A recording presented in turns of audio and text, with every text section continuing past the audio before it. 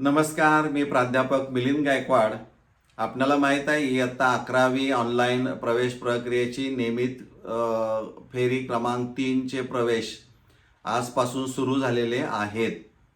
पण बऱ्याच विद्यार्थी आणि पालकांनी कमेंटमध्ये असं कमेंट केलंय की सर, ओपन टू ऑल या फेरीबद्दल 25 जूनच्या आत आम्हाला जर काही माहिती मिळाली, सविस्तर माहिती मिळाली तर अधिक ते बरं होईल. म्हणजे या तिसऱ्या फेरीमध्ये प्रवेश घेताना आम्हाला तो विचार करता येईल. त्यामुळं मी असं ठरवलं की ठीक आहे, ओपन टू ऑल या फेरीच्या अनुषंगानं थोडंसं सविस्तर आज या व्हिडिओमध्ये बोलायला काही हरकत नाही. शब्दच असा आहे की ओपन टू ऑल, सर्वांसाठी खुले, सर्वसमावेशक. म्हणजे नेमकं काय? तर सर्वसमावेशक याचा अर्थ यामध्ये पहिली गोष्ट, आरक्षण अजिबात लागू नाही. आरक्षण ही अट शिथिल केलेली आहे. ही ओपन टू ऑल फेरी नियमित फेरी क्रमांक 1, 2, 3 नंतर जी चौथी फेरी म्हणून विचारात घेतली जाणारी आहे, त्या चौथ्या फेरीचंच नाव आहे ओपन टू ऑल, सर्वांसाठी खुले. आता या फेरीला कोण कोण ऑनलाईन पद्धतीनं अर्ज करू शकतो? पहिलं, जे काही नवीन विद्यार्थी ज्यांनी रजिस्ट्रेशनच केलेलं नाही, त्यांना आत्ता कळालंय की आम्हाला 11वीचा प्रवेश आता चालू आहे, तर तो नवीन विद्यार्थी रजिस्ट्रेशन करून अर्ज भाग 1 भरून लॉक करेल, अर्ज भाग 2 भरून लॉक करेल. जे विद्यार्थी असे आहेत की ज्यांनी प्रवेश घेतलेला आहे परंतु तो रद्द केलाय, प्रवेश रद्द करणारे विद्यार्थी सुद्धा ओपन टू ऑल या फेरीला पात्र असणारे आहेत. म्हणजे प्रवेश तुम्ही घेतला आणि तो रद्द कोणत्याही स्टेजला, प्रवेश प्रक्रियेच्या कोणत्याही टप्प्यावर तुम्हाला प्रवेश रद्द करता येतो. म्हणजे 23-24ला प्रवेश घेतला तर 25 तारखेला जूनच्या तुम्हाला प्रवेश रद्द करता येतो आणि लगेच पुढच्या फेरीमध्ये तुम्ही अर्ज करू शकता. किंवा नियमित फेरी क्रमांक 3 ज्या विद्यार्थ्यांना कॉलेज मिळालेलं नाही, असे सगळे विद्यार्थी या पुढच्या फेरीला पात्र असणारे आहेत. त्यामुळं चौथी फेरी म्हणजेच ओपन टू ऑल ही फेरी असणारी आहे. यामध्ये आरक्षण हा मुद्दा अजिबात असणार नाही.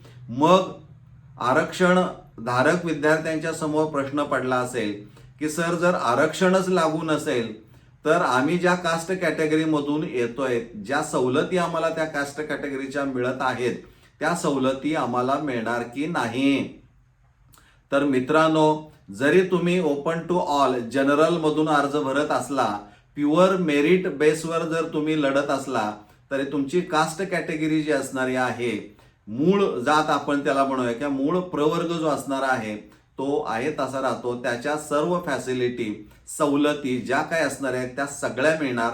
परंतु त्या सवलती तुम्हाला जर हव्या असतील तर त्यासाठी कॉलेजमध्ये अर्ज करत असताना त्यासाठी लागणारी पूरक डॉक्युमेंट्स ही तुम्हाला द्यावी लागणारी आहेत, तरच तुम्हाला त्या सवलती मिळतील, अन्यथा मिळणार नाहीत.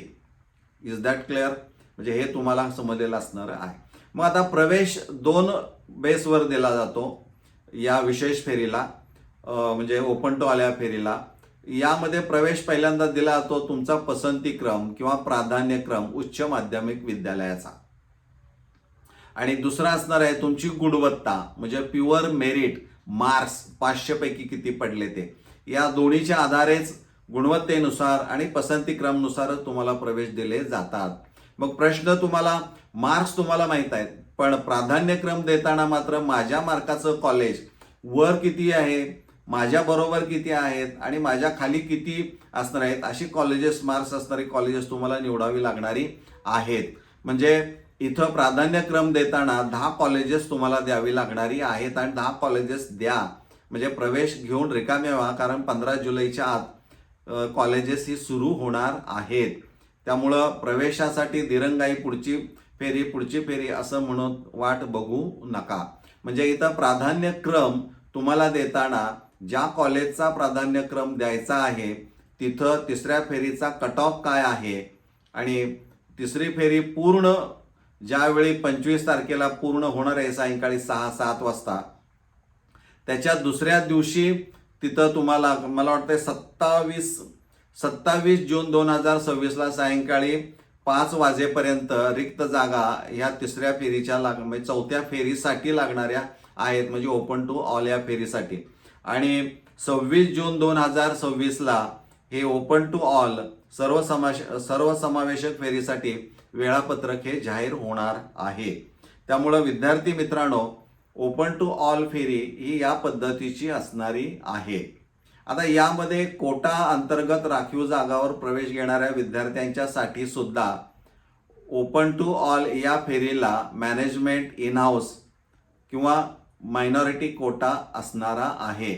जर त्यांनी नियमित फेरी क्रमांक 3 पर्यंत हा इन्स्टिट्यूट लेवलचा कोटा असणार आहे, त्यांनी जर तो सरेंडर केला नाही, प्रत्यार्पित कॅपकडे जर दिला गेला नसेल, शिल्लक जागा राहिलेत, पण त्यांना वाटतं ठीक आहे पुढच्या राऊंडला विद्यार्थी येतील तर ते ओपन टू ऑल या फेरीला ते दाखवणार. म्हणजे तुम्हाला तिथं त्या कॉलेजच्या याच्यामध्ये मॅनेजमेंट इन हाऊस मायनॉरिटी बघितलं तर ते पाहायला मिळेल. लक्षात येईल. म्हणजे प्रत्येक फेरीला ह्या जागा असणाऱ्या आहेत. जर प्रत्यार्पित केल्या गेल्या नाहीत तर, नसेल समजा त्यांना वाटलं जागा भरल्या जात नाही तर ते मात्र प्रत्यार्पित करतील. त्या सगळ्या जागा कॅपकडे येतील आणि त्या ओपन म्हणून असणाऱ्या आहेत. आणि त्यामुळं ह्या सगळ्या जागा ओपन झाल्यामुळं शेवटच्या फेरीला ओपन टू ऑल असं त्यांनी म्हटलेलं आहे. म्हणजे इथं तुम्हाला प्राधान्यक्रम देताना व्हॅकन्सी एक बघावी लागणारी आहे. व्हॅकन्सी बघताना तुम्ही रिक्त जागा 27 तारखेला डिक्लेअर होणार आहे चौथ्या फेरीसाठी. त्या कॉलेजचा स्ट्रीम कोड टाका, junior college, choose junior college म्हणून. तिथं मधला पार्ट असणार आहे, पहिला इंटेक, दुसरा व्हॅकन्सी आणि तिसरा डिटेल्स. व्हॅकन्सीला केलं तर करंट व्हॅकन्सी किती ती जनरलमध्ये जाऊन बघायची आहे. प्रवर्गामध्ये कोणत्या बघायची गरज नाही, कारण आरक्षण बिलकुल लागू नाही. त्यामुळे जनरलवर जो शब्द असणार आहे तिथं आणि इथं रिमेनिंग प्युअर सीट्स म्हणून जे असणार आहे तिथं किती आहे ते तुमच्या लक्षामध्ये तिथं संख्या असेल त्याप्रमाणे तुम्ही अर्ज करावायचा आहे. अर्ज भाग 1 मध्ये काही दुरुस्ती असेल तर तुम्ही करू शकता, तो लॉक करायला विसरू नका. त्यानंतर अर्ज भाग 2 मध्ये प्राधान्यक्रम व्यवस्थित द्या आणि त्याची प्रिंट काढून घ्या आणि लॉक करायला विसरू नका. लॉक जर केलं नाही तर तुम्ही चौथ्या फेरीसाठी म्हणजे ओपन टू ऑल या फेरीसाठी अर्ज केला नाही, त्यामुळे तुमचा विचार केला जाणार नाही, हा त्याचा सरळ अर्थ होतो. त्यामुळे प्रत्येक विद्यार्थ्यानं प्रत्येक फेरीला प्रवेश जर मिळाला नसेल तर ऑनलाईन संमती देणं म्हणजे ॲप्लिकेशन करणं, तो लॉक करून घेणं हे सगळं करावं लागणार आहे. तर मला वाटतंय या गोष्टी ज्या असणार आहेत त्या खूप महत्त्वाच्या तुम्हाला सांगितलेल्या आहेत. आणि त्यामुळं तिसरी फेरी चालू आहे तर तुम्ही ठरवू शकता काय तुमचा डिसिजन जो असणारा आहे तो. त्यामुळं ओपन टू ऑल म्हणजे सर्वसमावेशक असणारे आहेत. एक मोठी जत्रा, जे राहिलेले सगळे त्याच्यामध्ये असणार आहेत आणि त्यामध्ये तुमचं नेमकं अस्तित्व काय हे तुम्हाला तुमच्या गुणाच्या आणि प्राधान्यक्रमाच्या आधारे ठरवावं लागणार आहे. आणि ते मिळेल की नाही हा नंतरचा भाग आहे, पण अर्ज तर तो तुम्हाला करावा लागणारा आहे. तर मला वाटतंय हे तुम्हाला सविस्तर समजलं असेल आणि हे खूपच सविस्तर तुम्हाला सांगितलेलं आहे. यामध्ये दुसऱ्या कोणत्याही अडचणी तुम्हाला येणार नाहीत. तर हे समजलं असेल तर मित्रांच्यापर्यंत पोहोचवण्याचा प्रयत्न करा. आपण इथं थांबूया. धन्यवाद.